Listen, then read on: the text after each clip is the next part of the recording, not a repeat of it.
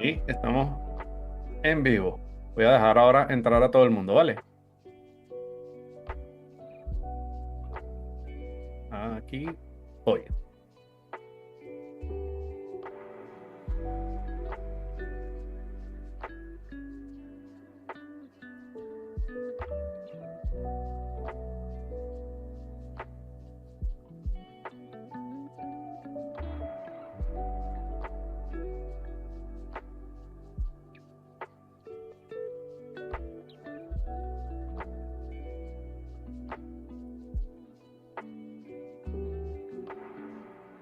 Muy bien. Buenos días.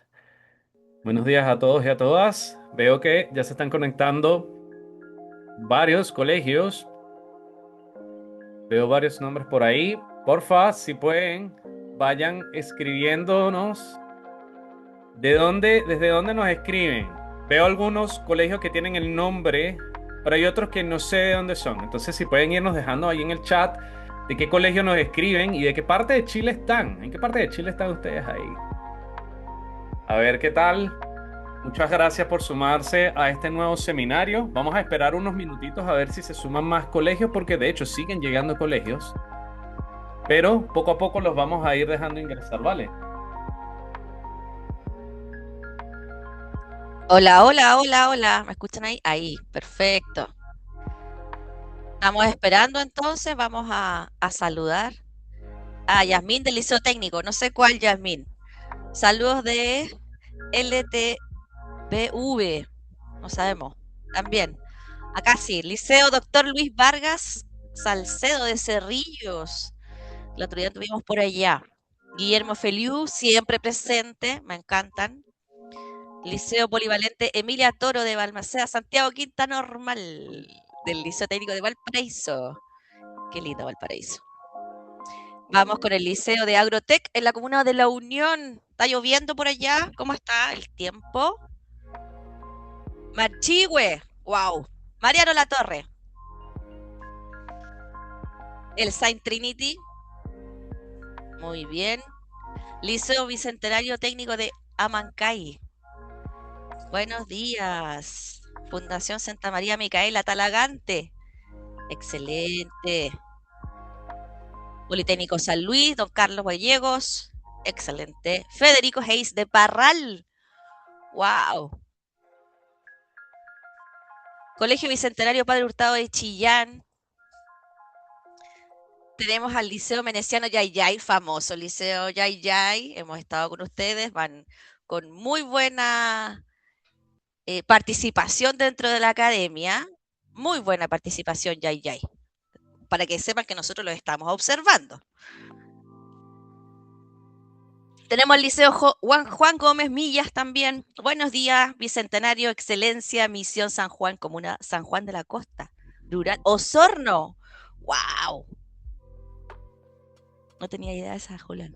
Osorno, 30 kilómetros al.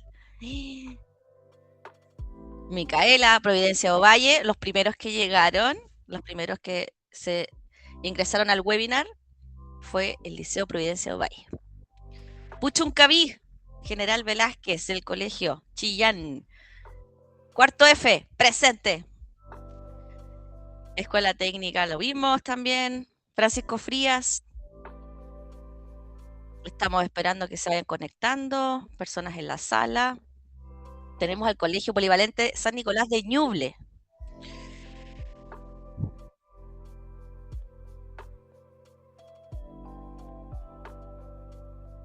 Saludo a la profe Dania Lafrado. Saludemos a la profe, entonces. Dania Lafrando. Excelente. Hola, Julieta. Vamos esperando. Tenemos 58 participantes, siendo las 11:04. Esperamos un ratito. También al profe Miguel Ángel. Un abrazo al profesor Miguel Ángel.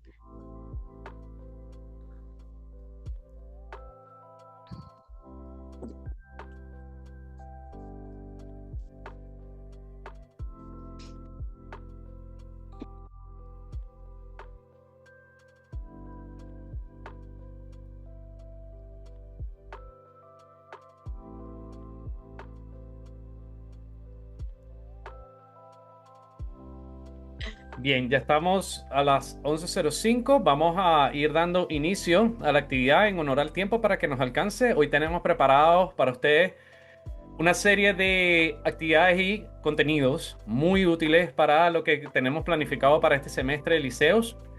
Esta vez vamos a dejar también el chat abierto por un ratito, ya por si acaso tienen algunas preguntas para el profesor que nos va a acompañar el día de hoy. Recuerden que la temática del día es conociendo la cocina chilena.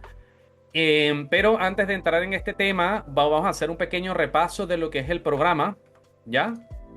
Para que podamos enchufarnos.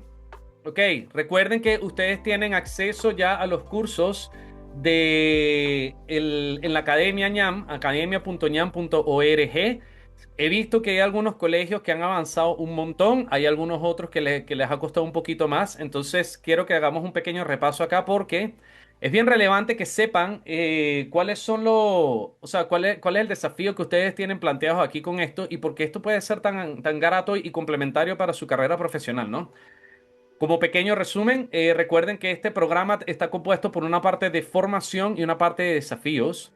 En la parte de formación, ustedes tienen disponibles 10 cursos en la Academia ñam, así como 5 seminarios online en vivo. Este es el segundo ya. Y acceso a contenidos en YouTube. Es decir, nosotros grabamos estos seminarios que estamos teniendo ahora mismo y después los publicamos en YouTube por si acaso quieren mirarlo de nuevo o en alguna situación que se dé en donde de repente no alcancen a sumarse en la versión en vivo, ¿ya? Pero también tienen desafíos y ustedes, estudiantes, profesores, colegios, pueden ganarse premios por participar y cumplir los objetivos académicos que tienen acá. Hay desafíos individuales para los estudiantes que tengan mayor navegación, hay desafíos individuales para profesores cuyos estudiantes tengan una buena navegación en la academia y además tienen un desafío grupal por salón que como ustedes saben, cada curso debe crear un menú y una carta para su comedor escolar siguiendo unos lineamientos que nosotros les pusimos, ¿verdad? Para que sepan, para repasar, el 16 de marzo le dimos inicio a la Academia ñam y tienen hasta el 1 de mayo para la parte que es el desafío individual, es decir, la competencia que hay entre estudiantes.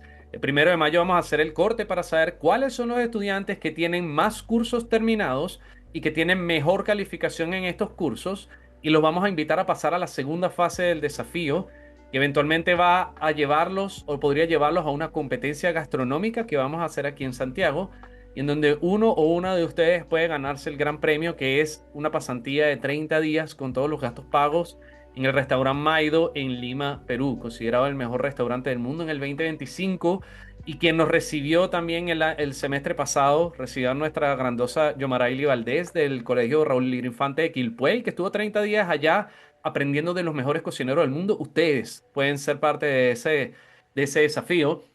Tienen que terminar los cursos que están en la academia, eso sí. Y ya llegamos a 10. ¿Se acuerdan que el primer seminario teníamos 8 disponibles porque estábamos trabajando en el curso de elaboración de menú y cartas y el de HACCP? Y ya los terminamos y están publicados, ya están arriba en la academia, así que pueden ir a navegarlos. Sé que hay colegios que o estudiantes que terminaron los 8 cursos antes de tener los otros dos, pero ahora pueden entrar y ver esos 2 cursos y terminarlos ahora para que traten de garantizarse un puesto en la segunda fase. Eh, Están además estos seminarios, como les había comentado, que cada seminario tiene un... Voy a pausar la música para enfocarnos en el contenido. Cada seminario tiene un tema que nos va a acercar a este desafío de tener un menú y una carta. Si se acuerdan, el seminario pasado, la profesora Son Osterman, que está aquí también hoy, hizo una clase muy buena sobre qué es el menú, qué es la carta y cuáles son las recomendaciones o sugerencias, buenas prácticas para la elaboración de un menú y una carta, porque eso es lo que ustedes van a tener que hacer. Hoy vamos a trabajar la cocina chilena porque, como ustedes saben, parte del desafío es que hagan 2 platos. Este menú va a estar compuesto por 5 platos y 2 de ellos tienen que ser de cocina chilena. Entonces, esta sesión va a ayudarles con eso. Recuerden que el concurso grupal consiste en crear este menú y el curso que gane va a recibir un premio que está adaptado a la realidad de sus colegios. ¿Ya? Los estudiantes van a tener esta pasantía en Lima, en el Maido, como les había comentado, y los profesores cuyos estudiantes también tengan un buen desempeño pueden ganarse también un viaje a Cusco durante 4 días y 3 noches en estas vacaciones de invierno que se vienen ahora a final de junio Ya tenemos a una profesora ganadora del semestre pasado. Ahora nos falta otro profesor o profesora para que vaya también a este viaje y disfruta además de una visita en Mil Centro para que conozcan todas las maravillas gastronómicas que ahí se les ofrece. Em, Aquí, como había mencionado, dos platos tradicionales nacionales es parte de lo que tiene que hacer en el menú, en el desafío del menú. Dos platos internacionales, pero cambiándole los ingredientes a usos locales, así como un plato vegetariano o vegano. Y dos postres, uno sin gluten y uno sin azúcar añadida. Quiero repetirles que en la academia tienen este manual para que por favor lo lean con mucho cuidado, ¿ya? Y que se pongan al día en exactamente qué es lo que tienen que hacer. Quiero aprovechar también de hacer una felicitación pública a tres colegios, porque para que ustedes sepan, esta semana o la semana pasada lanzamos un pequeño concurso sorpresa que está asociado al Festival ñam. Y los estudiantes y las estudiantes que tenían mejor desempeño hasta la semana pasada se ganaron un premio precisamente de ir en uno de los premios, tener una cena de lujo en la pulpería Santa Elvira con el chef Álvaro Clavijo de Colombia, quien nos va a visitar por actividades en el festival, pero que además tuvo la amabilidad de ceder este espacio. Y quiero felicitar a los estudiantes del Colegio Bicentenario Politécnico Alemán Albert Einstein de acá de Cerrillos en Santiago, Pía Pávez, Danuska Leiva y Sarita Carril, perdón, que ganaron este premio y van a ir ellas tres en conjunto con uno de sus profesores a tener esta cena en la pulpería Santa Elvira con el chef Álvaro Clavijo. Esto se los comento para que sepan que vamos a seguir haciendo concursos de este tipo. Así que pónganse las pilas, naveguen en los cursos en la academia, termínenlos, asegúrense de responder correctamente las preguntas de las evaluaciones y vamos a seguir sorteando premios así entre los estudiantes que tengan mejor rendimiento. Aprovecho de felicitar también del Clotario Blesrifo a Marco Antonio Acevedo y a Jairo Alejandro Marcano, que se ganaron también otro premio, una cena en Yuncha con Gabriela León y Sheila Alvarado, así como con el chef Nicolás Tapia, y lo van a hacer este viernes. De hecho, esta actividad en la pulpería Santa Elvira va a ser hoy en la tarde, pero esta en el Yuncha va a ser el día viernes en la tarde. Y también felicitar a las dos ganadoras del Cardenal Carlos Oviedo Cavada de Catalina, que es Catalina Bustamante y Almendra Mellado, que se suman a esta actividad en Yuncha, con las dos grandes representantes de la gastronomía como Gabriela León y Sheila Alvarado que visitan el país, así como el Nico Tapia, el chef de Yuncha, que también vas a estar recibiéndolas ahí. Tienen la oportunidad de ganarse premios así como estos, así que les invitamos a que de nuevo se metan a la academia, terminen los cursos y con esto nosotros los vamos a considerar para estos sorteos. Entonces, felicidades al Colegio Bicentenario Politécnico Alemán Albert Einstein por un excelente desempeño, así como al Clotario Bles Rifo y al Cardenal Carlos Oviedo Cavada, quienes resaltan ahorita como los colegios que tienen, entre los colegios que tienen mejor navegación en la academia. Hay varios más, por ahí las profesoras estaban hablando del Yay Yay, también con gran desempeño, pero tenemos la oportunidad de ponernos las pilas todavía, ¿ya? Este es el segundo seminario, todavía nos quedan algunos. Todavía nos queda el mes de abril completo para seguir avanzando en la academia. Ahora, quería también repasar que la semana pasada, perdón, en la última, digamos, sesión que tuvimos, la profesora Song les había dejado una ficha de trabajo para precisamente es una tarea asociada al primer seminario, ¿ya? Que es pensar en el servicio. Aquí ustedes tenían que hacer un ejercicio de definir un público objetivo, necesidades nutricionales, estructura del menú. Esto es básicamente el primer paso para la creación de un menú y una carta. Y ustedes deben hacerlo en conjunto con sus profesores como un trabajo en equipo, ¿ya? Para la sesión de hoy va a haber una tarea también al final, pero ahí la profesora les va a explicar con detalle cuando vayamos terminando la sesión. Y hoy también vamos a tener una invitada especial, que es Ana María Zúñiga, que después de la clase magistral que tenemos planificada para hoy, se nos va a sumar para que podamos conversar con ella un ratito y que nos cuente un poco más de su amplia experiencia en el rubro de la gastronomía y de su restaurante, cómo le dio su restaurante Ana María, que queda en Cluípico, aquí en Santiago.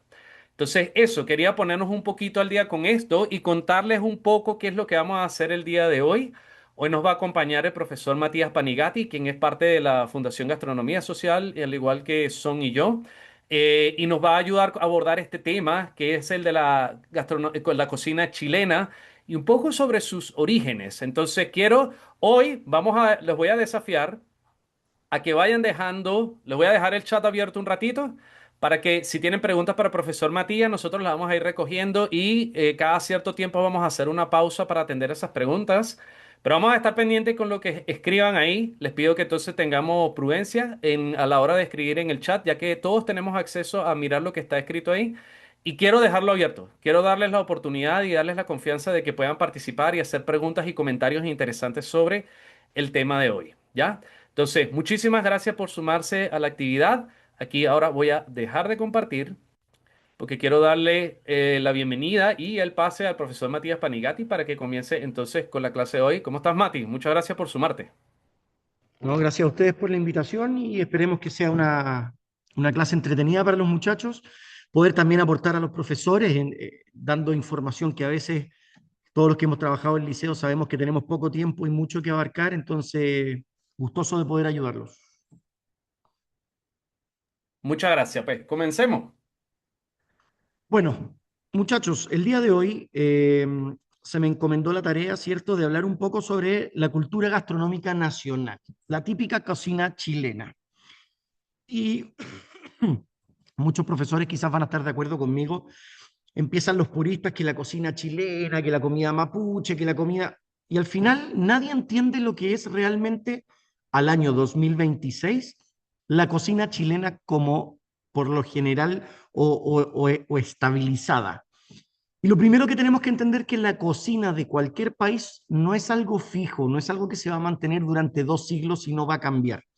El mundo cambia, el mundo migra, pasamos por épocas de guerras, fuimos conquistados, conquistamos, se quemó una parte, nacieron flores nuevas en otra, y eso va haciendo que la cultura gastronómica vaya cambiando. Es por esto que yo quise hacer esta presentación con el fin de que ustedes un poco entiendan cómo se construye la gastronomía chilena desde sus inicios, para que en el futuro ustedes mismos puedan desarrollar o decir qué es la gastronomía chilena. No voy a hablar de platos, no voy a hablar de la cazuela, no voy a hablar de los porotos, sino que voy a hablar de la estructura de nuestros ingredientes y de todos aquellos factores externos que nos afectaron. Entonces, para comenzar vamos a hablar de la cultura gastronómica y vamos a hablar de los pueblos originarios. Y lo más probable es que si yo les digo pueblos originarios, todos van a decir los mapuches, pero no. Aunque ustedes no lo crean, ya, se los voy a mostrar acá. Vamos a partir hablando de los alimentos, lo que estaba en la tierra cuando nosotros comenzamos, ¿cierto? Y tenemos aquí 4 grupos básicos, que es igual cómo se comportan ustedes en su casa. Tenemos los alimentos básicos, aquellos que tenemos acceso todos los días, que en nuestros pueblos originarios por lo general era el maíz, ¿ya? Era difícil de modificar, no era muy fácil de trabajar hasta que la cultura azteca, ¿cierto? Los incas comenzaron a nixtamalizarlo o a trabajarlo, pero por lo general nuestras culturas comienzan usando el maíz y luego son los mapuches los que lo transforman en trigo. Y de ahí nace una gran escala, un gran abanico de recetas. Luego tenemos los primarios, que son aquellos de consumo muy frecuente.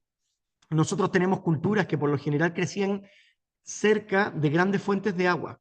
Por ende, teníamos una gran calidad de agricultura, calabazas, ajíes, tomates, papas, etc. Luego tenemos los secundarios, que aquí es donde empezamos a incluir ciertos animales. Tenemos, por ejemplo, el conejo, tenemos una gran variedad de pescados, en ese tiempo todavía se comía perro, el pavo, etcétera. Y luego teníamos las hierbas silvestres y las malezas, ¿ya? Por ejemplo, el berro, hoy día usted va al supermercado, lo compra y es carísimo, pero cuando yo era chico el berro era comida de vaca, era comida que crecía alrededor de una sequía y la consumían las vacas, ¿ya? Muy poca gente comía berro. Y es así como la cultura se va moviendo. Y luego tenemos los periféricos, que son aquellos alimentos que si bien, hablando del año 2026, las temporadas son un poco más largas y distintas gracias a las tecnologías y a los invernaderos, pero estamos hablando de aquellos alimentos que por lo general están restringidos por temporadas. En el caso de nuestros pueblos originarios, por ejemplo, por fiestas religiosas, no puedes consumir tal alimento entre tal época, o por también se dejaba que la naturaleza siguiera su curso, ¿ya? Los animales tuvieran su cruza, tuvieran sus crías y estas crías crecieran. Ya los pueblos originarios eran muy respetuosos del ciclo natural. Y así es como llegamos a la primera cocina que les quiero hablar, que es la maya y azteca. ¿Ya? Estamos hablando de una cocina que, si ustedes ponen atención, van a encontrar muchas similitudes con nosotros. Es muy picante y aromática. Nosotros todavía absorbemos de ellos el uso de los ajíes, el uso de condimentos como el comino, etc. Usaban alimentos frescos y naturales siempre. Tenía técnicas muy variadas y complejas. Estamos hablando de la deshidratación, nixtamalización, deshidratación por frío. Ahí les voy a hablar un poco de estas técnicas para que las entiendan con ingredientes. Es muy simbólica, ¿ya? Ellos cocinaban para los dioses, ellos cocinaban para las distintas culturas, ¿ya? Creían en la entomofagia, ¿ya? Se comían insectos, mucho uso de salsas y mucho consumo de flores, ¿ya? Como les dije, uso de ají es muy importante, pimientas, sabores agridulces. Tenían una cocina muy elaborada, muy creativa en todos los estatus, ¿ya? Y tenía una estratificación. Cocina para los ricos, cocina para los cotidianos, cocina religiosa y cocina para el pueblo. ¿Ya? Por lo general, no eran una cultura machista, cocinaban tanto hombres como mujeres, pero en el caso de las bebidas fermentadas y el alcohol, era un trabajo exclusivamente de los hombres porque tenía una significación religiosa. ¿Qué absorbemos desde estas culturas? Por ejemplo, los moles, los guacamoles, ¿cierto? El trabajo de la palta molida, ¿ya? Tenemos, por ejemplo, todo lo que es tortillas, ¿ya? El hecho de trabajar harinas de maíz y de trigo para hacer los primeros panes, por decirlo de alguna manera. Y por lo general trabajaban con un muy buen equilibrio de nutrientes, ¿ya?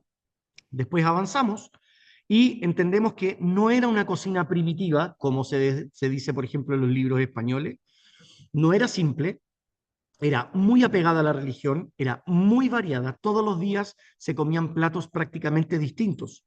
Se produjo una muy alta cocina que hasta el día de hoy los mexicanos gozan de una riqueza gastronómica increíble. Y los aztecas y los mayas se piensa que llegaron casi hasta la zona de Concepción, ¿ya? Lógicamente no la cultura completa. Estamos hablando de migraciones, grupos pequeños, grupos perdidos, desperdigados o incluso exonerados. ¿Ya? Eran muy aficionados a la utilización de salsas y por lo general sus dietas eran bajas en grasa. ¿Ya? Y eso va a empezar a hacer sentido a medida que vayamos avanzando. Dentro de sus carnes se consumía mucho pato, el famoso guajolote, que es este como pavo grandote, y los gusanos. ¿Ya? Ellos siempre han tenido una rica cultura de entomofagia.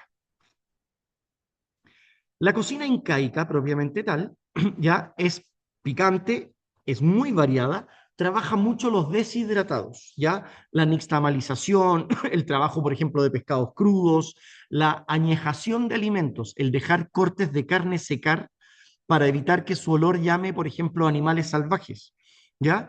Por lo general, ellos tenían significaciones religiosas importantes con su dieta. Habían dietas para las mujeres cuando querían ser madres, habían dietas para los hombres cuando se iban a ir a una guerra, habían dietas cuando tenían sus eh, competencias deportivas, etcétera.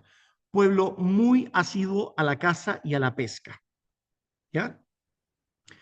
La cocina incaica, dentro de sus recetas que hoy día les va a hacer mucho sentido a algunos, tenemos la guatia, tenemos la pachamanca, la cancha o el tostado, el mote, la patasca, la picala, el pesque, la lagua, el rocro, los chupes, los huchos, el api, el pinto, la humita y la chicha. Si se dan cuenta, son las mismas recetas que podemos encontrar tanto en el norte de Chile como en el sur de Chile. Recuerden que la cultura incaica cuando se termina de asentar, se asienta más o menos hasta los límites de Antofagasta. Entonces, lógicamente, si tenemos a alguien del norte, va a reconocer muchas de estas recetas, ya sea dentro de clases donde sus profesores les hayan enseñado recetas tradicionales o también dentro de su dieta normal. Y acá también es súper importante que en toda la franja andina, ¿cierto?, que está acogida por la cordillera de los Andes, tenemos más de 3.000 variedades distintas de tipos de papa. Entonces, la papa como tal es un ingrediente muy importante dentro de la cultura mesoandina, ¿ya? Y eso es súper importante que lo entiendan. Ahora, nuestra cultura gastronómica, a lo que nos compete. ¿Qué pueblos ubican o qué pueblos se hacen en Chile? Y acá vamos a encontrar un sinnúmero de pueblos que yo traté de ordenárselos acá de norte a sur. Lo voy a agrandar un poquito para que lo puedan ver. Y partimos en el norte con los aymarás, ¿cierto? Los aymarás tienen esta particularidad de ser la primera cultura con mayor recepción de conocimiento inca, ¿ya? Habitaban entre Arica, Parinacota y Tarapacá, grandes consumidores de papa, yuca, quinoa, porotos, variedades de ajíes, calabazas, maní, hierbas. Dentro de sus carnes destacan la llama, el guanaco, etc. Preparaciones típicas, la calapurca, la guatia, humitas, la pachamanca, el charqui y el picante de llama o picante de vizcacha. ¿Ya? Todas estas recetas ustedes van a empezar a ver que se repiten, cambian de nombre, pero sus técnicas son las mismas. El uso de piedras calientes, hoyos en el suelo para trabajar, el hecho de trabajar alimentos envueltos en distintas hojas. Acá en Chile utilizamos mucho la chala, ¿cierto? Perdón, la hoja del choclo. Pero, por ejemplo, si vamos más hacia el norte, países como Venezuela, Colombia, Ecuador, utilizan la hoja del banano, ¿ya?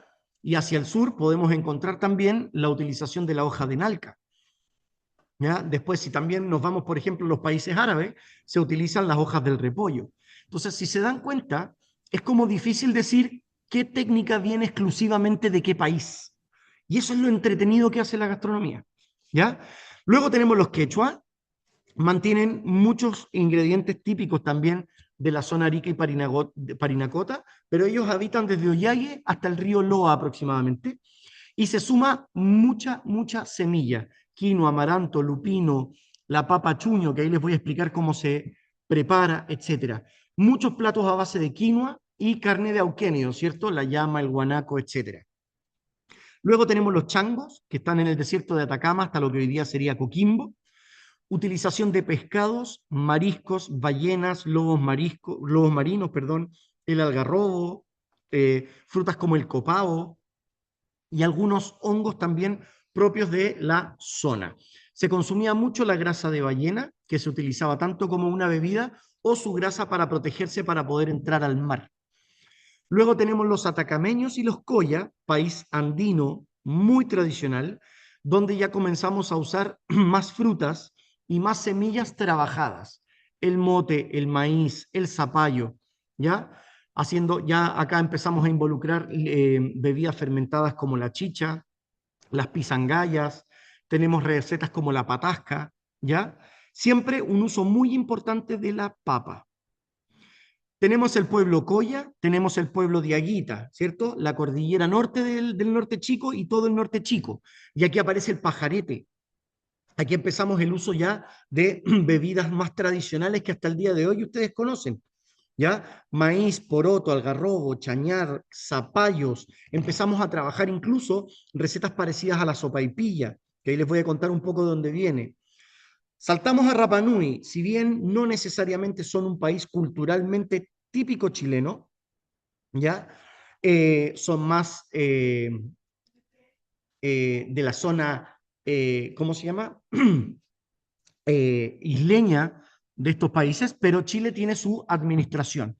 Pero si ustedes se dan cuenta, tienen preparaciones muy parecidas a la nuestra, como el humutao, ¿cierto? Que es muy parecido, ¿cierto? A lo que es nuestro curanto, panes, empanadas, etcétera. Y esto también te habla un poco de cómo fue la colonización de los países en distintas estructuras.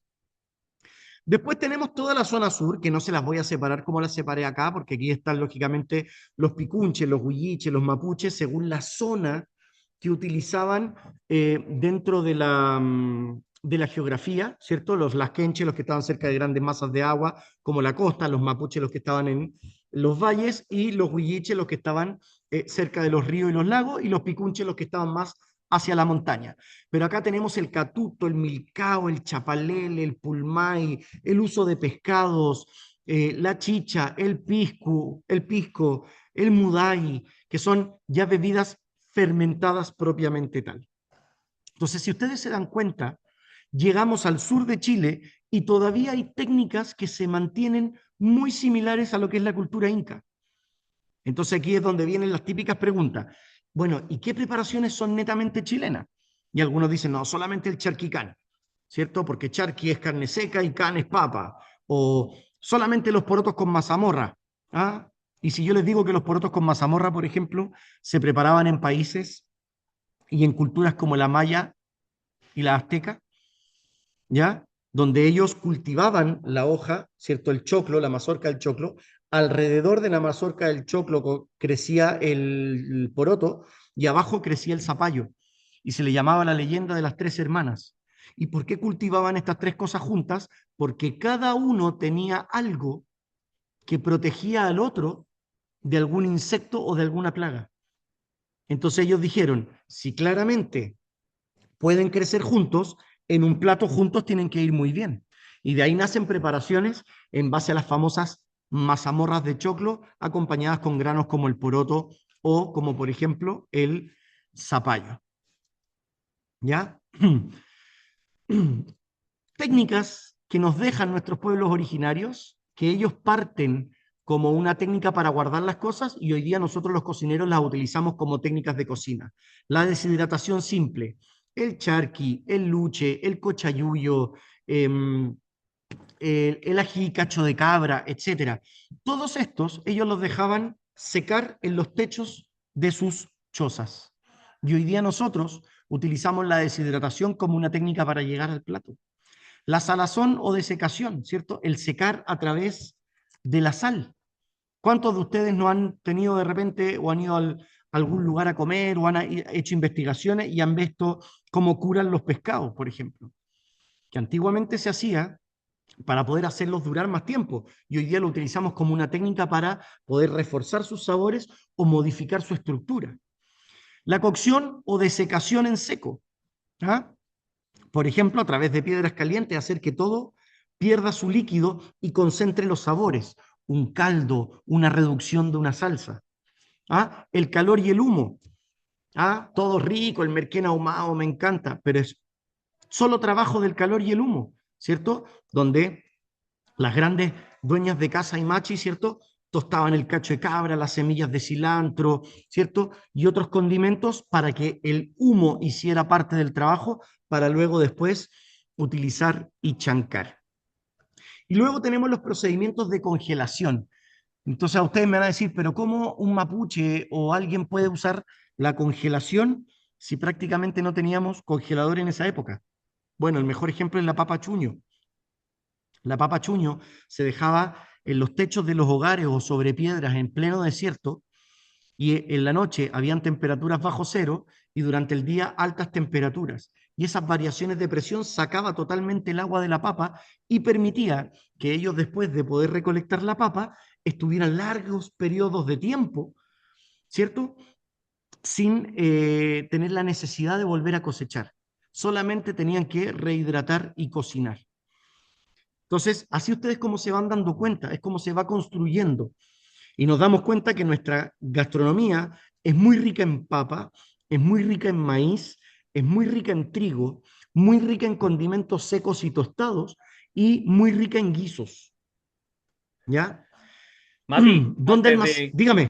antes de que avance, tengo algunas consultas que están haciendo Dale, acá. dale. Mira, Jazmín fue en salida, está preguntando ¿en qué país se concentraban los aztecas y mayas? Porque le genera como curiosidad ver cómo influencia tanto a la gastronomía chilena. Entonces, la pregunta que ella hace al final es, entonces no hay nada que en sí hayamos creado los chilenos, todo proviene de los pueblos originarios. Lo que pasa, claro, lo que pasa es que tienes que pensar que la palabra chilenos es una palabra política. Es netamente política. Cuando llegan los españoles, y a eso iba a llegar un poco más adelante, cuando llegan los españoles, nosotros absorbemos la política de los españoles y agarran nuestra franja de tierra, le ponen límites y dice, esto se va a llamar Chile. Y desde ahí comenzamos a llamarnos chilenos. Pero la cultura azteca se tienen registros de que pudo llegar hasta, hasta el Biobío. El Biobío fue, y si ustedes lo recuerdan, fue un límite natural que nadie pudo traspasar. No pudieron los españoles hasta que los mismos mapuches se rindieron, y dicen que no pudieron los aztecas tampoco. Se han encontrado trazas de cultura azteca, ¿cierto? En toda la zona norte de Chile. Entonces, no es que no tengamos algo propio de Chile, y a eso quiero llegar cuando hablamos de la cultura gastronómica. Lo que quiero hablar es que antiguamente, y estamos hablando 3.700 años antes de Cristo, 2000 antes de Cristo, incluso me atrevería a decir hasta antes del año 1492, que es cuando llega Colón a América, los límites eran dinámicos y se movían. ¿Por qué? Porque primero tenemos pueblos que son nómades. Cuando recién comienzan a asentarse, podemos hablar de que se está generando una cultura gastronómica propia. ¿Por qué? Porque se quedan en el lugar donde tienen que estar. Pero hay recetas propiamente chilenas, por decirlo así, que son traslado generacional y patrimonio de nuestros pueblos originarios. Claro, tienes, por ejemplo, la pata asca, tienes el curanto, el milcao, el chapalel, el catuto. Lo que pasa es que no podemos cerrar los ojos a que antes de que llegaran estos pueblos originarios, pudo haber sido habitado nuestro pueblo, ¿cierto? Nuestro territorio, por otro tipo de eh, personajes. Eso es súper importante, porque hoy día lo que les quiero enseñar es que la cultura la define la gente que vive en ese país, no necesariamente lo que viene de antaño. No sé si respondí a su pregunta. Sí, ahí está, creo que justamente esa descripción que hiciste de que las fronteras y, o sea, y los países son algo político, me gusta esa expresión que utilizaste, que es como que más bien son como dinámicas, especialmente en el caso de los nómadas. Entonces, en realidad tenemos mucho más en común de lo que las líneas en los mapas nos dicen hoy. O sea, mira, aprovechando que estás tú acá, Julián, Colombia y Venezuela llevan siglos peleando de quién es la arepa. Y van a poder pelear toda la vida de quién es la arepa, porque lo más probable es que sea una técnica mucho más antigua de un pueblo originario que ninguno de los dos reconoce como tal, o ninguno reconoce a dónde llegó primero, porque hubo un momento en que no existía Colombia y Venezuela. Era un gran territorio donde seguramente vivió un pueblo, ese pueblo comenzó a crecer, y estos pueblos cuando crecían, los jóvenes se iban yendo. Se iban yendo porque, por ejemplo, no, él hizo algo que por nuestra religión no permite, tienes que irte. Y esta gente se iba, se encontraban grupos y hacían nuevas culturas. Entonces, lógicamente, si yo me voy, sé hacer arepa, me cambié 2 kilómetros más allá y empiezo a hacer arepa, entonces ahí empieza la pelea. Es como la misma pelea de pica, de la misma pelea de quién es el vino, de quién es el aguardiente, y podemos estar así años. Pero todo esto lamentablemente se ve más por parte de historiadores que tienen que estudiar años atrás, donde lógicamente nadie iba dejando las cosas escritas. Solamente tenemos dibujos en piedra o testigos enterrados. Bacán, ¿Alguna otra gracias. pregunta? Seguimos avanzando. Sigamos, sigamos. Sigamos, sigamos. Bueno, aquí les quiero hablar del descubrimiento y conquista, por lo que les estaba comentando. Porque con el descubrimiento de América, y lo pongo entre comillas porque no es que nosotros no existiésemos, sino que en realidad aparecimos bajo el alero de otro pueblo que era más grande que nosotros, ¿cierto? La gastronomía americana comienza a fusionarse con la europea, ¿cierto? Eh, y acá es súper importante para la chica que nos preguntó, que ella puede decir, pero es que nosotros entonces tenemos mucha cultura, ¿cierto? O mucha, eh, eh, ¿cómo decirlo? Absorbimos mucho conocimiento de los españoles, pero no olvidar que los españoles fueron conquistados por los moros, por los chinos y por los negros. Durante casi 1000 años, España no era España. Fueron territorios que iban pasando de Mahoma a Tarik, de Tarik, ¿cierto? Volvió a países africanos, fue parte de distintos imperios, etcétera. Hasta que lógicamente en 1400 ya se entrega formalmente a España, ¿cierto? Y se transforman en un país más independiente con sus límites. Y es por eso que, y ahí yo lo puse como un ejemplo, nosotros tenemos palabras como aceite, almohada, albahaca, que son totalmente arabescas, pero las reconocemos como propias.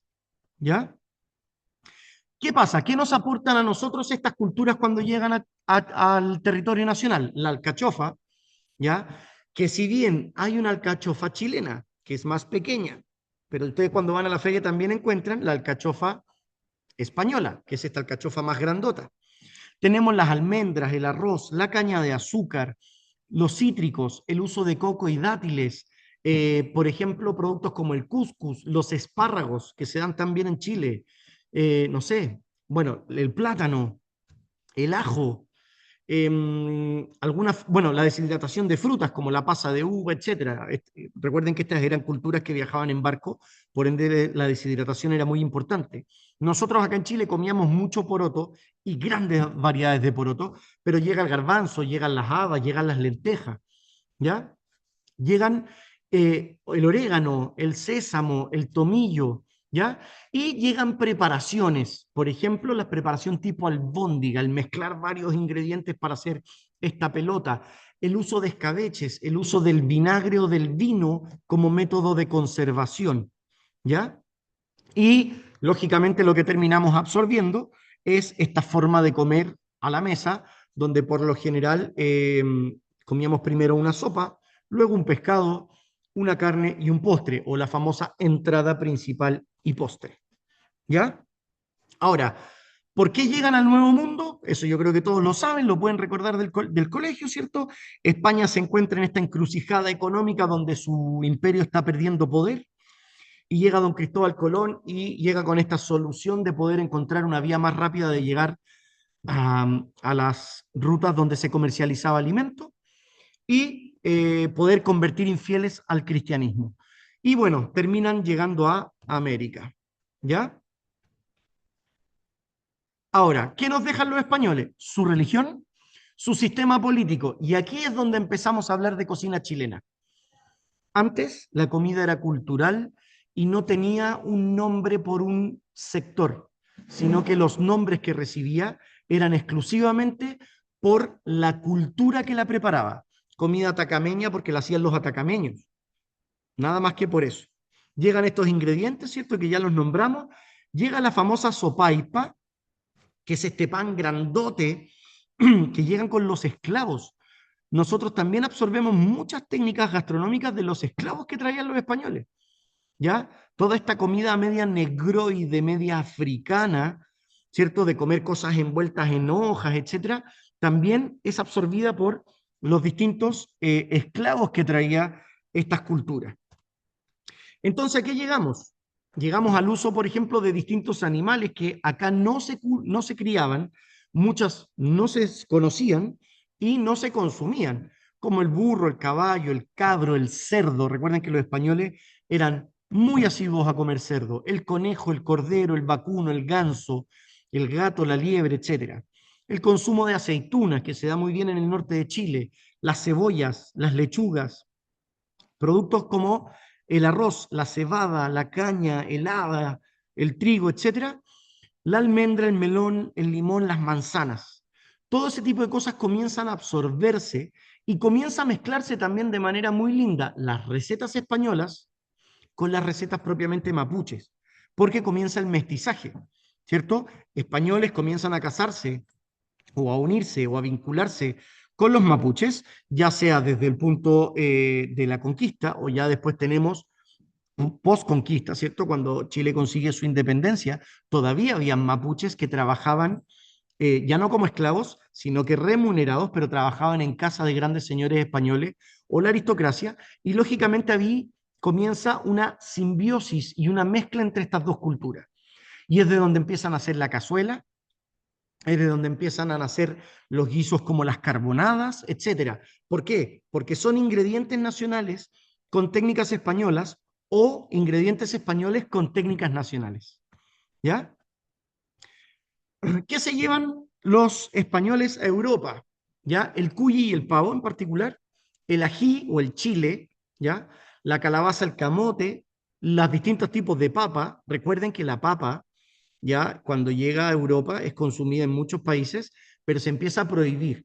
Se empieza a prohibir porque religiosamente se dice que causaba lepra y se causa su prohibición. Y aquí les voy a soltar un datito. ¿Quién es quien nos permite hoy día comer papa de manera libremente? Antoine Agustín Parmentier, de ahí el nombre del cubo de la papa, porque él hace un estudio cuando es tomado preso en guerra y un poco le dice al emperador de Francia, oye, la papa no es tóxica, ¿ya? Y es una forma muy económica de paliar la hambruna que hoy día está viviendo Francia. Y ahí estamos hablando más o menos del año 1600 y fracción, ¿ya? Que se levanta la prohibición de consumir papa, ¿ya? Se llevan el famoso amaranto, el arroz salvaje, la chía, los distintos tipos de maíz, los distintos tipos de poroto, los arándanos, los cacaos, las castañas de cajú, la chirimoya. Recuerden que el cacao acá en América era tomado como una moneda, ¿ya? Por la importancia que tenía. Ahí, esto después yo se los voy a mandar a todos donde está todo eh, escrito, pero también deben recordar que para los españoles hubo alimentos prohibidos, ¿ya? Porque para ellos, por ejemplo, el perro era mascota, entonces no se podía comer. Los insectos eran asquerosos y la carne humana, ellos no aceptaban el canibalismo, ¿ya? Mati, hay una La pregunta papa, que hace aquí la dime. profesora Danya.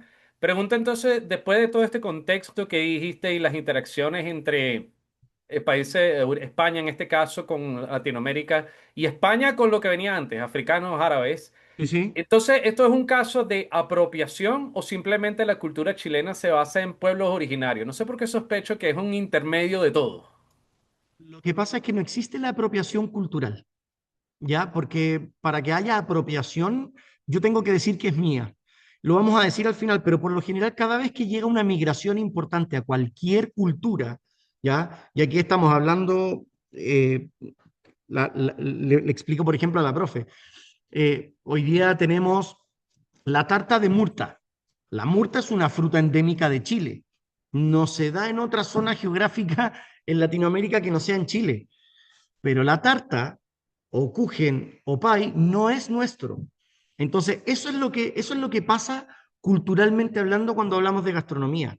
Llega una técnica, por lo general primero hay una negación. Eh, Voy a dar un ejemplo súper típico acá en Chile, el sushi. Cuando llegó el sushi no le gustaba absolutamente a nadie.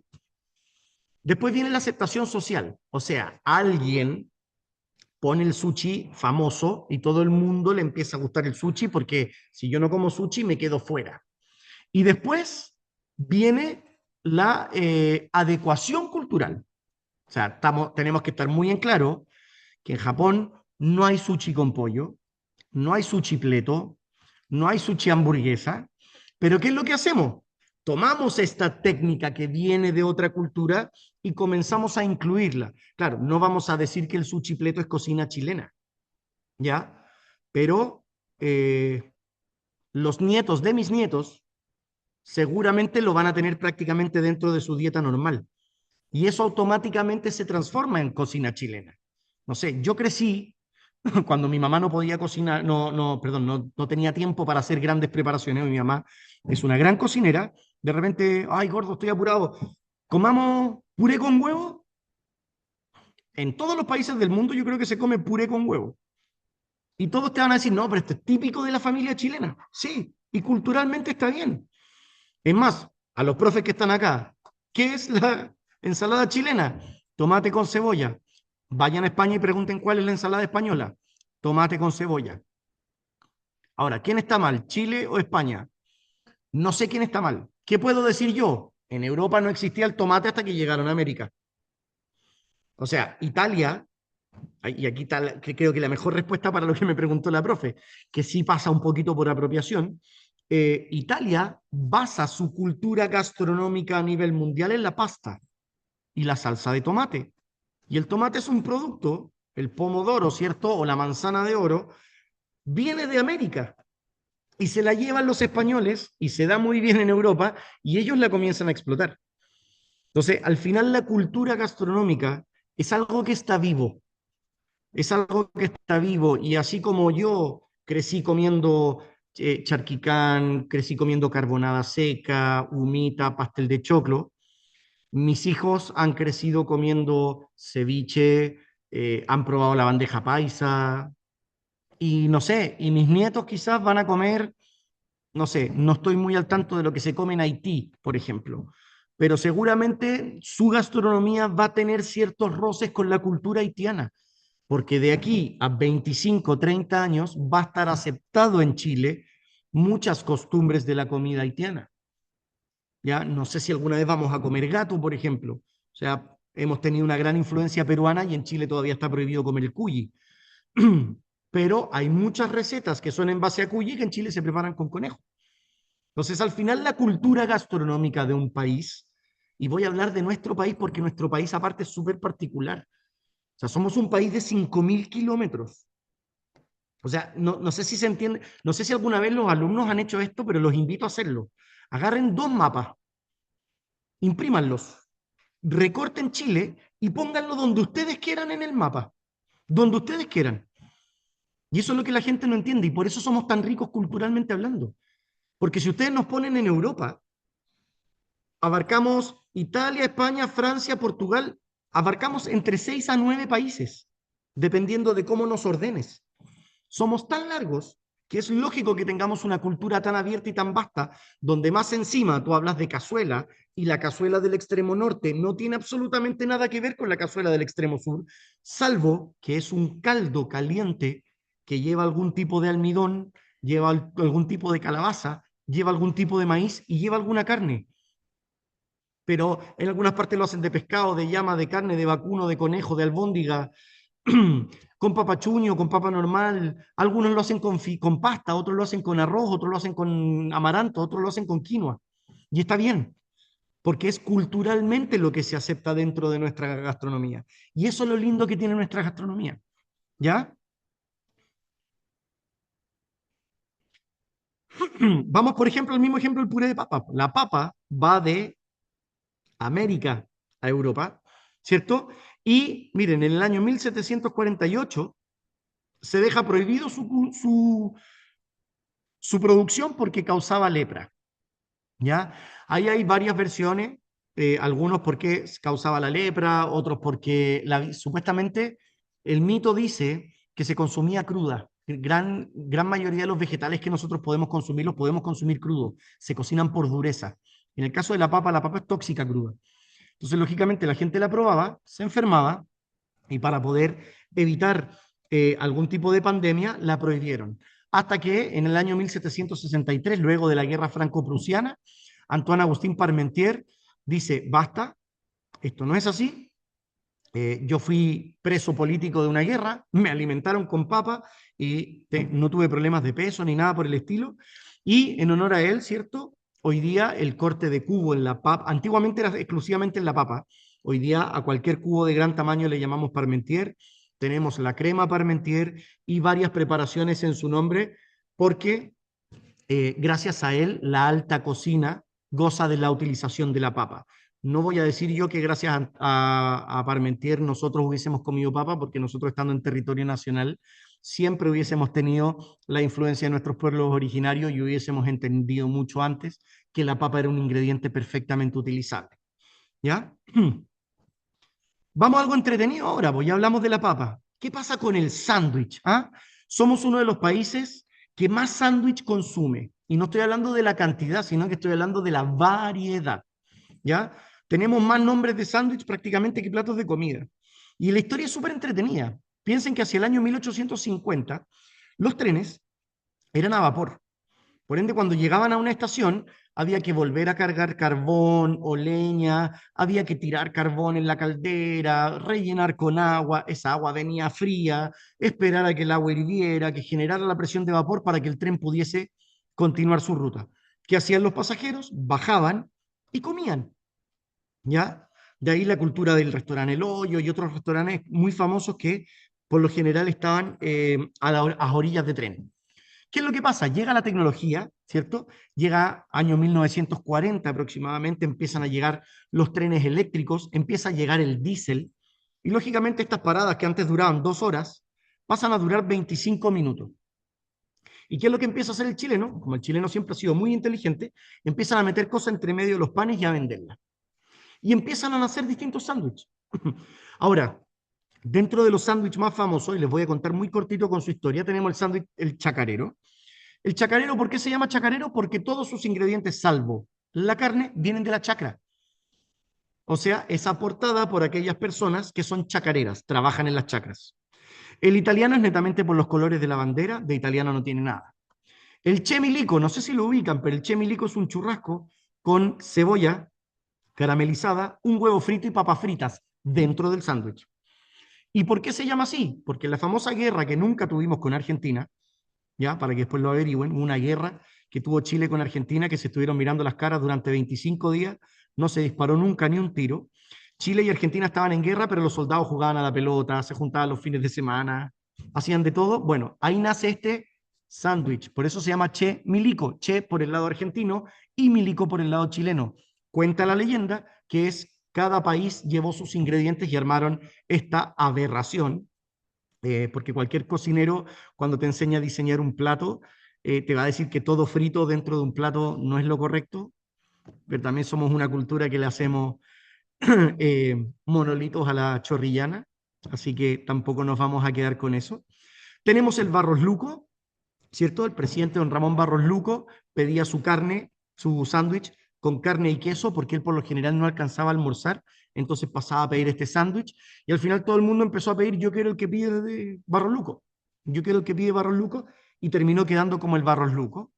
Luego viene el Barros Jarpa, que es jamón y queso, pero a diferencia del aliado, el jamón y el queso pasan por la plancha, se cocinan en una plancha. ¿Y es por qué? Porque Barros Jarpa, al igual que Barros Luco, le gustaba el sándwich, pero encontraba que con carne era muy pesado. Y así, bueno, podemos seguir con muchos otros nombres, pero sí tenemos que entender que Chile culturalmente es un país que es capaz de desarrollar una amplia gama de sándwich y hoy día están dentro de nuestras recetas tradicionales. O sea, el completo, el dinámico, no sé, ya tenemos el turco, el brasilero, o sea, le ponemos nombre a todos, pero lo lindo que tiene es que a nivel nacional reconocemos ese nombre. Es como la garnitura, es como cuando a un cocinero le dicen consomé reina, si es reina es con pollo. Si a mí me dicen italiano, automáticamente no me imagino salsa de tomate, alcaparras, albahaca. No, a mí me dicen italiano y yo digo tomate paltamayo. Es, es parte de mi cultura, es parte de mi formación gastronómica. ¿Ya? Y un poco para cerrar, entender, chicos, que nuestra cocina no es estática, ¿ya? Es un relato que todavía estamos escribiendo. Hoy día tenemos una migración importante de culturas como la colombiana, la venezolana, la haitiana, etcétera, ¿cierto? Y estos también primero llegan y hay una etapa de resistencia, ¿cierto? La etapa de resistencia es, ay, pero ¿por qué arepa? ¿Por qué bandeja paisa?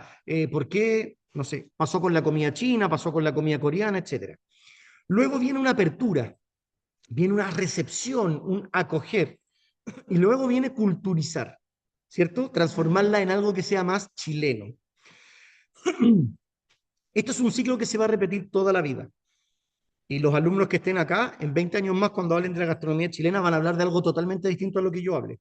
Lo más probable es que ya no estén hablando de recetas chilenas. No, no van a hablar de cadapurca, no van a hablar del catuto, no van a hablar del mudai, no van a hablar del mote con huesillo. No, ¿por qué? Porque ya culturalmente va a estar dejado de lado y vamos a agarrar otras nuevas culturas que van a ir más de la mano con la cultura que esté dentro de nuestro país. Así como cambia el deporte, así como cambia nuestra forma de vestir. La migración es el principal hilo conductor de la modificación cultural de la gastronomía chilena. Esta puede ser impulsada por turismo, gente que viene, se queda, hace patria, por circunstancias difíciles como guerras. Recuerden que aquí, entre la Primera y Segunda Guerra Mundial, se puebla todo el sur con italianos, alemanes y franceses, ¿ya? Y hacia el norte de nuestro país llegan culturas más orientales, ¿ya? Que se asientan por lo general en sectores como Perú, ¿ya? Gente de países como Japón y China, y algunos llegan acá, ¿ya? Y se ubican más en la zona central de Chile. Todo esto hace que al final nuestra cultura sea algo simbiótico. Por ende, mi invitación ya es invitarla a que este webinar les permita no mirar la gastronomía chilena como una receta, porque no lo es. No es una receta. La gastronomía chilena es cultura. es el conocimiento, es lo que me contó mi abuela, lo que le contó su abuela, lo que le contó su bisabuela. Y es algo que está vivo. Y en la medida en que nosotros como cocineros encontremos la responsabilidad de seguir manteniéndolo vivo y de seguir cocinando esas recetas de antaño, aunque las actualicemos, aunque las hagamos elegantes, aunque las hagan moleculares, chiquillos, no importa. Pero si todavía tenemos el sabor del típico sofrito chileno que tiene comino, que tiene cebolla, que tiene ají de color, si seguimos trabajando el merquén tradicional con ese gustito a humo, con ese picante sabroso, si seguimos trabajando el rico pan amasado, si podemos hacer una churrasca, si podemos trabajar una cazuela, si podemos trabajar la receta que sea, pero lo hacemos respetando la cultura y estos años de evolución que yo les acabo de mostrar, desde el año 3000 antes de Cristo hasta el año 2026, podemos hablar de gastronomía chilena. No se enfrasquen en peleas con grandes cocineros que dicen, no, es que la cocina chilena es el charquicán, es que la cocina chilena es... No, la cocina chilena no es algo estático. La cocina chilena que yo conocí, cuando Ana María les hable, Ana María les va a hablar de una gastronomía chilena totalmente distinta. Y es lógico, Ana María tiene 15 años más que yo. Entonces tiene una experiencia, un bagaje. Sus padres comieron en otra época, dieron otros sabores. Su paladar es totalmente distinto. Y el de mi hijo también es distinto al mío. Pero lo que tenemos que aceptar es cómo la cultura gastronómica evoluciona, sigue creciendo. Y la invitación es a respetar las técnicas, hacerlas con respeto, ¿cierto? A nuestra cultura, a nuestros antepasados, pero también manteniendo la novedad. Por eso cuando hagan estos platos que tienen que hacer, tomen una receta como el catuto, ¿ya? Tomen una receta como el mudai, pero háganla distinta, denle la vuelta de rueda, tráiganla al año 2026 para que la pruebe alguien como mi hijo que tiene 15 años, no diga, ¿qué es esto? Esta textura tan extraña, porque son texturas que ellos no están acostumbrados. Al contrario, denle la vuelta de rueda para que cuando prueben esta textura, pero manteniendo el sabor clásico, digan, oye, qué rico es esto, ¿de dónde viene? Y cuando ustedes le digan, de Chile hace 2000 años, la gente se empieza a abrir. Recuerden que Chile tiene un periodo muy importante entre la Primera Guerra Mundial y los años 80, donde nosotros negábamos la cultura gastronómica chilena. Todo era Francia y España. En todo se comía el famoso bistec a lo pobre. ¿Ah? El bistec a lo pobre viene de una receta francesa, pero se terminó transformando en una palabra criolla totalmente, que es bistec a lo pobre, no beef a la pobre. Entonces, eso es la gastronomía chilena. Es lo que en este espacio de terreno que nos alberga desde Tarapacá, ¿cierto? Hasta el extremo sur. No quiero agarrar la Antártida porque no sé si hay mucha agricultura que trabajar en la Antártida, pero hasta las islas que están en el extremo sur, todo lo que se puede explotar y que vengan culturas de afuera y que se hagan parte de nuestra cultura, no viene en desmedro de nuestra cultura, al contrario, viene a hacerla crecer, como llegaron los españoles, como llegaron los alemanes, como llegaron los italianos. Nuestra responsabilidad como cocineros, ¿cuál es? Es dejar este testimonio y hacer crecer nuestra cultura para que esté en el lugar donde se merece. Eso es. Muchas gracias, Matías. Excelente forma de cerrarlo, describir la gastronomía como cultura y como algo que es maleable, algo que evoluciona. Y me encanta como ese ejemplo que utilizas de esto es cocina chilena, pero de hace 2000 años, porque efectivamente eso puede ser verdad. La invitación es precisamente ahí a todos los estudiantes, a todos los colegios, cuando vayan a crear este menú escolar para aplicar la creatividad dentro de esto, manteniendo este linaje, esta tradición, pero atreviéndose a experimentar más cosas, a como agregar, como dijo Matías, traerlo al 2026. Entonces, ahí es donde está el desafío. La creatividad es parte importante también de la gastronomía. Y bueno, para darle continuidad precisamente a este tema, a esta temática de la cocina chilena, hoy trajimos precisamente, le pedimos que se sumara al seminario a una invitada muy especial. Ella se llama Ana María Zúñiga y es uno de los baluartes de la gastronomía chilena, una suerte de tesoro humano vivo, ¿ya? Ella sabe de nuestra cocina, de la cocina chilena, no solo desde lo profesional, sino también de lo vivencial. Ella era una persona que cazaba animales para cocinarlos en su casa. Ella conoce los productos que la tierra nos da, sabe de tradiciones y sabe de territorio. Así que quiero darle la bienvenida a Ana María, que tiene más de 30 años trabajando en su restaurante llamado Ana María, que queda en Cluípico, aquí en Santiago, donde se cocina, me contaron que se cocina todo a fuego lento y con mucho sabor. Entonces, bienvenida Ana María, muchísimas gracias por sumarte a este seminario y cuéntanos un poquito cómo llegaste a ese punto en donde estás y cómo es tu relación con la gastronomía chilena. Bienvenida, buenos días. Hola, buenos días. Hoy, qué bonito, gracias por la invitación. Yo feliz, o sea, casi solté las ollas porque yo tengo toda mi cocina como amarrada, ¿me entendí? Porque yo soy como bien tradicional con mi receta. Ujú. Así que linda la enseñanza que nos dio Tomás, ¿cómo se llamaba? Perdón, se me fue. Matías, Matías. Matías, ¿ya? Así que agradezco la invitación. Cuéntame, pregúntame, ¿cómo partí? Me estás diciendo. Sí. Mira, la verdad que yo vengo con una enseñanza de campo, me crié un poco en el campo, sé criar aves, sé sembrarse esto. Y cuando chica en el campo comíamos de todo eso, no era tener una fiesta para comer unas perdices, unas codornices, una liebre. Eso salía a cazar los abuelos, los papás, los tíos, los primos, para llevarla a la mesa. Así que de chica aprendí a comer eso.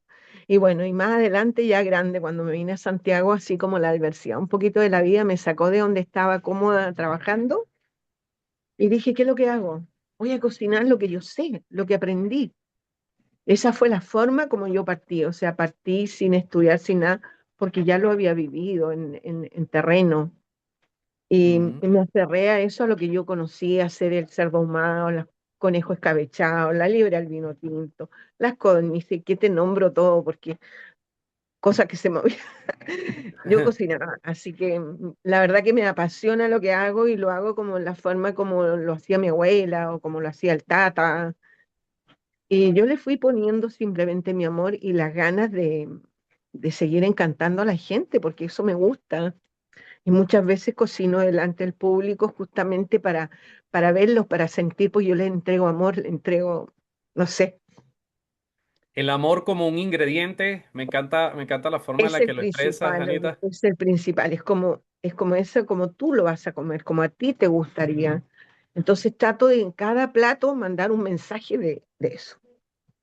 Oye, escuché de parte del profe Matías y ahora también haces un poco de énfasis en la importancia que tiene como el aprendizaje dentro de la gastronomía, porque muchas de las cosas que tú haces viene de un origen anterior, no viene de un tata, viene de una madre, viene de un tío, una tía, pero viene de alguien que comparte su conocimiento. ¿Qué tan importante consideras tú el aprender de la tradición y de esa tradición versus, por ejemplo, aprender en un colegio o leer o leyendo un recetario? O sea, ¿cómo puedes saborear tú mejor ese amor que mencionas?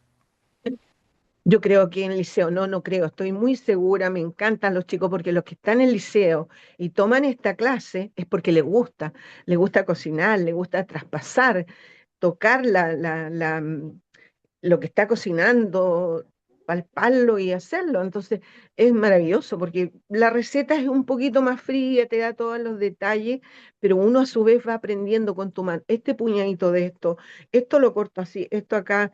Entonces tú mismo vas cuadrando la receta a tu manera, como tú la sientes, como crees que la puedes presentar a público. Entonces, la verdad que esa es la forma que yo aprendí, o sea, muy autóctona, muy natural, natural. Nunca me he guiado mucho por las recetas. Siempre le cambio algo y que como dice el profe que hay que integrar algo, pero yo trato de sujetar todos mis sabores.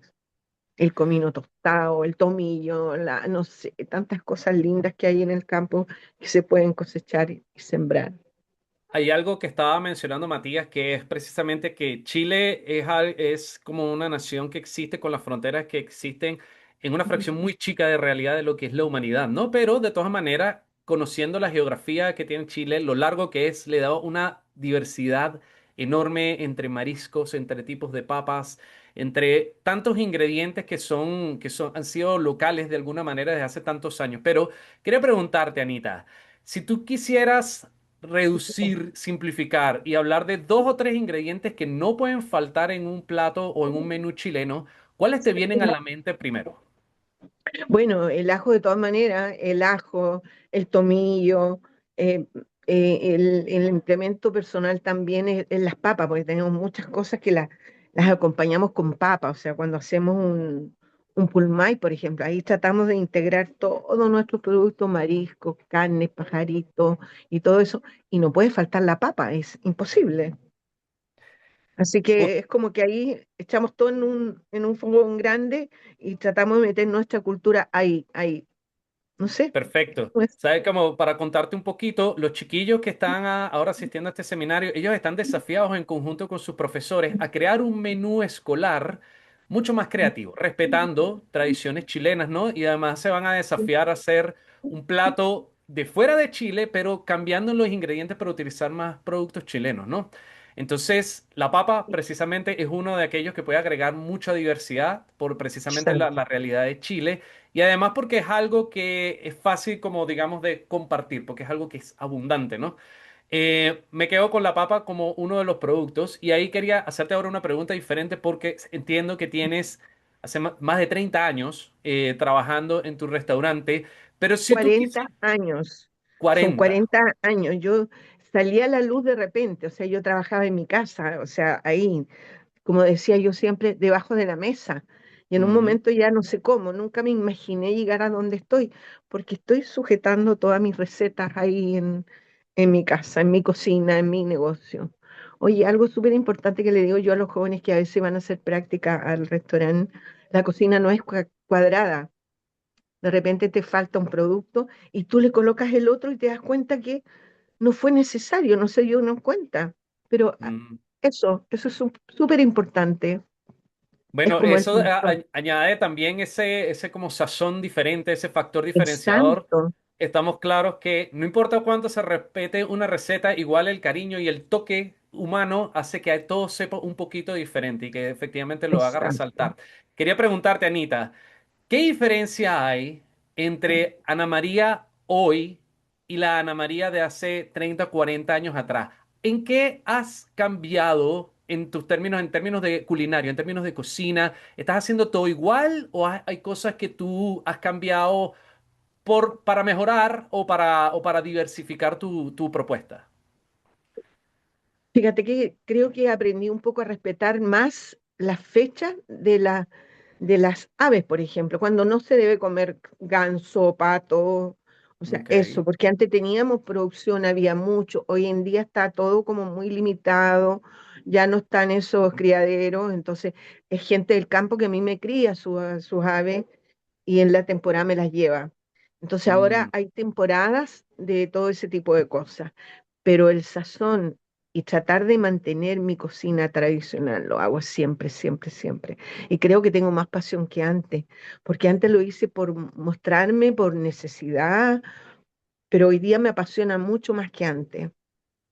Y quiero dejarle a cada uno de mis nietos la mejor receta que les guste a ellos. Estoy seguro que van a utilizarlas con mucho cariño, sabiendo que debe ser de las mejores recetas que ellos han comido. No he tenido la fortuna de visitar tu restaurante, pero ya me está dando hambre, nada más de Trata escuchar. de ir, porque podemos hablar, mira, si nos pusiéramos a hablar, estaríamos todo el día. Te invito yo personalmente a que vayas al restaurante, ya yo feliz, porque si tú sigues transmitiendo lo que es nuestra cocina, que siempre decimos nuestra cocina chilena, y tenemos muchos debates que no tenemos cocina chilena, y yo digo que tenemos cocina chilena, todo depende de cómo lo prepares. Sí, buenísimo. Muchísimas gracias por la invitación. Quiero ¿Ya? hacerte una última pregunta, Anita, antes de que nosotros podamos continuar, pero entendiendo que aquí nos están acompañando muchos chiquillos y chiquillas que están cerca de los 17 años, están en cuarto medio, estudiando gastronomía en su versión cocina o en versión repostería, pero ¿qué palabras les puedes transmitir a ellos que les dé un entusiasmo para continuar en esta carrera de gastronomía? Porque ellos están recién partiendo, están como tú hace 40 años quizás. ¿Qué les recomendarías para que ellos puedan fortalecer esta carrera y que para que puedan sumarse a estos esfuerzos de mantener la cocina chilena viva? Mira, no sé si será muy contradictorio, pero si te les gusta, que sigan, que sigan, que lo hagan, porque muchas veces tú quieres estudiar gastronomía y no te gusta, o sea, te mandamos a pelar cebolla o ajo y el olor a las manos no te gusta, ya no te Ujú, gusta la cocina, entonces, si te ujú. gusta, síguelo, si no vas a perder parte de tu año de estudio. Yo eso les recomiendo siempre. No es que mi mamá quiere, no que mi papá quiere que yo estudie esto. Y la idea no es esa, porque la cocina es algo que se lleva acá adentro, no es un estudio. Mm. Si nos Es dan un parte del diploma, y alma. todo, sí, es parte de uno, es un alimento. Tú estás entregando algo que el personaje después lo va a disfrutar y estás entregando un alimento. Así que es súper importante que les guste. Muchísimas gracias, Anita, por compartirnos esto. Nos quedamos con el mismo mensaje que nos compartió el profesor Matías, que es que la comida también es cultura, la comida es amor, es parte de nuestra Total, alma. Y te exacto. agradezco por venirnos a compartir tus conocimientos acá. Felices de invitar a todos los que nos escuchan a que pasen por el restaurante de Ana María, en que se queda Así en es. Cluípico, en Santiago, sobre todo si quieren probar un poco de esta tradición chilena. Muchísimas gracias, Anita. Gracias a ustedes por la invitación y estoy a sus órdenes. Gracias, que Gracias, les vaya muy Anita. bien. Muchas gracias.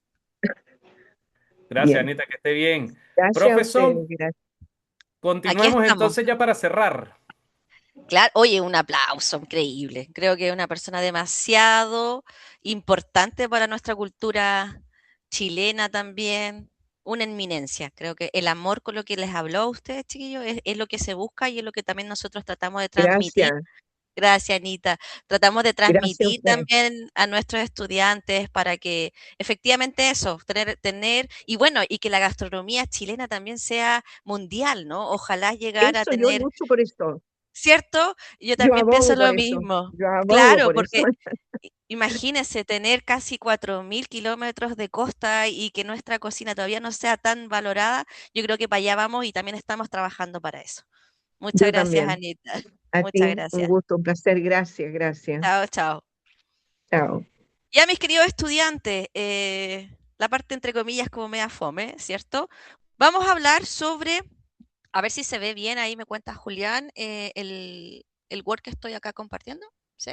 Sí, Lo sí se voy a, ve. lo voy a agrandar igual un poco. ¿Sí?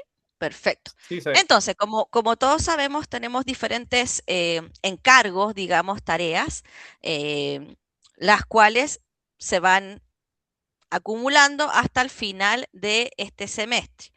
Entonces, para poder ir avanzando, tenemos la ficha del trabajo 2, donde vamos a hablar sobre identidad alimentaria y territorio. Entonces, estas son las instrucciones, las cuales ustedes tienen que, el profesor en realidad va a mandar este documento a la academia. Piénsenlo así. Entonces, para que ustedes tengan claros lo primero, por supuesto, hablar desde su región, cómo es su región, todo el contexto territorial, van a analizar, pero su territorio. Acuérdense, tenemos gente de Valparaíso, tenemos gente de Chillán, de Ñuble, a través de todo Chile está nuestros liceos ñam. Entonces necesitamos que ustedes nos den ahí eh, características de su propio territorio, como clima, producción, la disponibilidad de los alimentos. Entonces ahí le dimos un límite, no es algo largo para nada, pero entre 4 líneas a 10. Voy a admitir a alguien ahí. Luego de eso vamos a hablar sobre los insumos locales. Necesito que ustedes averigüen cuáles son estos ingredientes locales de su región, de su territorio, y ustedes tienen que agregarlos en esta tabla. Ingrediente, qué tipo de alimento es, ya sea verdura, fruta, alguna proteína, un cereal, un legumbre, y cuándo está disponible. De junio a mayo, así ustedes van viendo más o menos cuánto. Entonces, en ese caso son 5 ingredientes los cuales ustedes acá tendrían que agregarlo. Después de eso, vamos a ver cuáles son los productos estacionales, pero los más importantes. Entonces acá, y los cuales ustedes usarían en este menú escolar. Es por eso que es la justificación. De todos los ingredientes que ustedes nombraron, necesitamos 3 y nos digan por qué este uso de este ingrediente es justificado para este menú escolar que estamos haciendo hasta el final del semestre. Entonces, ¿en qué preparación la usarías? ¿Cuáles son los ingredientes principales además de este producto? Y la relación que tiene este producto con tu territorio. Luego de eso, también es corto. Todo esto es muy simple, lo pueden hacer en 2 horas, no más. La propuesta de 2 adaptaciones saludables, ojalá, pero internacionales. Es un poco como el sushi pleto que dijimos. No es así, por supuesto, no lo queremos hacer así, pero es la idea, ¿no? Poder tomar estos productos locales que tú tienes en tu territorio y adaptarlos a un plato internacional, el cual está, entre comillas, como famoso, ¿no? Podríamos llamar. Lasaña, imagínense, tenemos todo el mundo. Imagine, con eso usted puede adaptar algo. Y solo necesitamos 2. Y luego, para terminar, tenemos la conclusión donde ustedes tienen que responder a la pregunta: ¿por qué esta selección de ingredientes y preparaciones permite ofrecer un menú pertinente y viable, siempre recordando que es un menú escolar el desafío de este semestre? Creo que ahí estaríamos, Julián. Si se me pasó algo, por favor, indícalo. No, perfecto. Ahí vamos, ya te doy la palabra, Mati. Ah, bueno, dale, dale. Dale. Sí, dale, No, lo que Mati. pasa es que es para no perder el hilo con lo que dijo Son, que es súper Sí. importante. Les voy a dar un ejemplo cuando hablamos de hacer estos cambios de receta. Eh, el chileno entiende el mote con huesillo como una preparación dulce. Mote en un caldo con huesillo. Ya, ¿qué pasa si yo ahora con el mote hago una galleta, el huesillo le saco el carozo y lo relleno con un mousse del mismo jugo del huesillo, por ejemplo? Entonces, tengo el mismo mote con huesillo, pero es distinto, ¿ya? O, ¿por qué no lo hago salado? No hago un mote con huesillo salado. Ah, por ejemplo, un caramelo salado de huesillo y un guiso de mote tipo con queso de cabra. Entonces, eso es un poco para que no vayan tan lejos, no traten de inventar la rueda, porque lo que dijo Anita y lo que hemos dicho, hoy día en la gastronomía el 95% de las cosas están inventadas. Y el que te diga que yo inventé esto te está mintiendo. Los grandes cocineros moleculares no inventaron nada.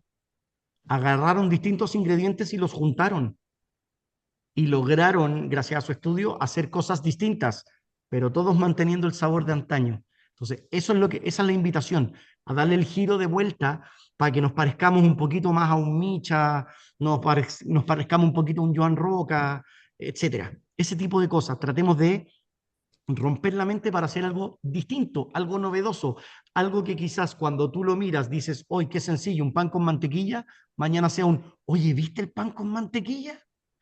Eso es lo que Mm. estamos buscando. Eso es lo que premiamos. Muchas gracias, Mati. Muy Sí, bien, gracias, esa, Mati.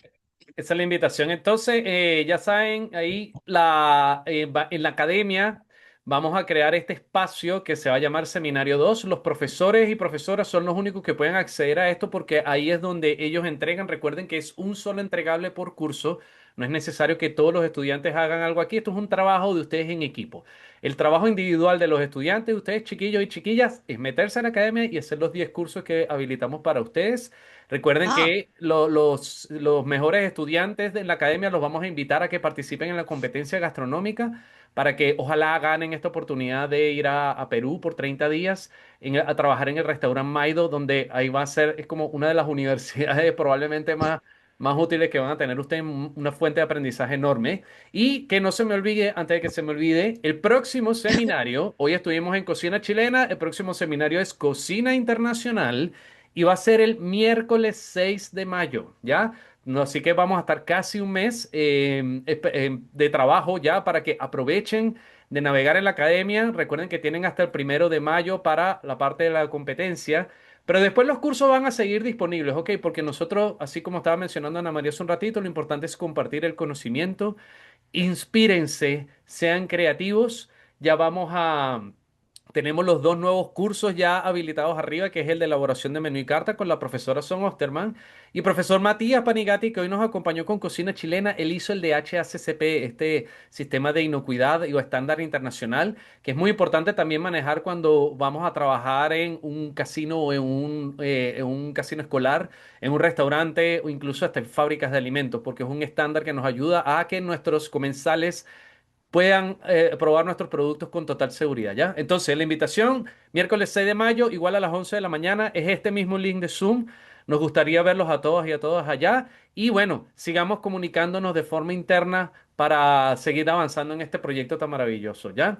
El segundo desafío, nos preguntan ahí por el chat, tienen que hacerlo antes del próximo seminario. El próximo seminario es el 6 de mayo, entonces es ideal que lo tengan listo antes del 6 de mayo, ¿ya? Recuerden que estos desafíos son para que ustedes vayan avanzando, porque el desafío final va a ser al finalizar el semestre y es donde vamos a escoger a los cursos ganadores que se van a llevar los premios que tenemos preparados para ustedes, ¿ya? Eso sería, no sé si tiene alguna otra pregunta, comentarios del profe Matías o de la profesora antes de cerrar. No, yo solamente atentos a todos los liceos, cursos, y ustedes mismos individualmente a cualquier concurso. Estamos haciendo concursos respecto a quienes van avanzando en la academia, si van terminando. Sí, sí, todo se envía por si acaso, los desafíos, todo está en la academia, El desafío está en la ¿cierto? academia, sí. Ahí a la profe Sí, del Mabel Condemarín tiene que meterse en la academia con su perfil de profesor o profesora y ahí vamos a tener, ustedes van a tener un curso en donde van a estar estos desafíos. ¿Los así es, entregables son Catalina. uno por curso? Sí, Sí, correcto. Si hay un colegio que tiene, no sé, cuarto A y cuarto B, cuarto A tiene que entregar uno, cuarto B tiene que entregar otro. Eso es lo sí. ideal, ¿ya? Para que los grupos sean de 20, 30 personas, depende de cada También, colegio. Cata. Sí, sí. No hay fecha de entrega, o sea, entre comillas, no hay como deadline, pero sí. Así que dale nomás, Catalina, haciendo todos los desafíos. Es para que no se le acumulen hasta el final. Véanlo desde esa forma. Preguntan del doctor Luis Vargas Salcedo. Escríbenos por favor a liceos@gastronomía.social para ver tu caso en específico, ¿ya? La mayoría de los estudiantes y profesores ya tienen acceso, pero si siguen teniendo algún problema, recuerden, liceos@gastronomía.social y felices de ayudarlos, ¿vale? Eso. Si tienen alguna otra pregunta que se les olvide hacerla ahora, igual pueden escribir ese correo con sus consultas, ¿ok? Claro. ¿Todo ¿Estamos bien entonces? entonces? Sí, ¿Alguna palabra de excelente. cierre para el profe Matías? No sé No, si más que está. nada, Ah, ahí está. agradecer la conexión. Se viene un festival muy lindo este fin de semana. Espero que vayan todos, Mm. vayan a darse un par de vueltas. Van a haber cocineros ahí muy importantes. Y nada, chicos, no se queden. Vuelvo a decir, yo soy uno de los pocos cocineros que yo conozco, por lo menos, que entendemos que la gastronomía chilena es algo que está vivo. Ya no se queden en la discusión pelotuda de ver si el pisco sour es peruano o es chileno, Mm, porque cuando estudien se van a dar cuenta que uno, son dos piscos totalmente distintos, y dos, el gran problema es que a los españoles se les ocurrió nombrar dos sectores que se llaman igual. Mm. Entonces, no hagamos pelotudeces sobre algo que no nos hace crecer. La gastronomía tiene que ser algo que rompe fronteras, la gastronomía tiene que ser una herramienta que une a la gente. No hay nada más democrático que la comida y dense cuenta que la comida está presente en todo. Van a ser alguien, comemos. Se va a casar alguien, comemos. Se va a separar alguien, comemos. Estamos tristes, comemos. Estamos felices, comemos. Se va a morir alguien, comemos. La comida está en todo. Entonces, quedarse con esto es que la cultura tuya no tiene un plato típico. No, sí, quizás no tenemos un plato que podamos decir, oh, esto es 100% chileno. No, quizás no. Pero culturalmente tenemos una gran variedad de platos de nuestros pueblos originarios que te aseguro que puede superar a muchos otros países porque se los vuelvo a repetir y hagan el ejercicio.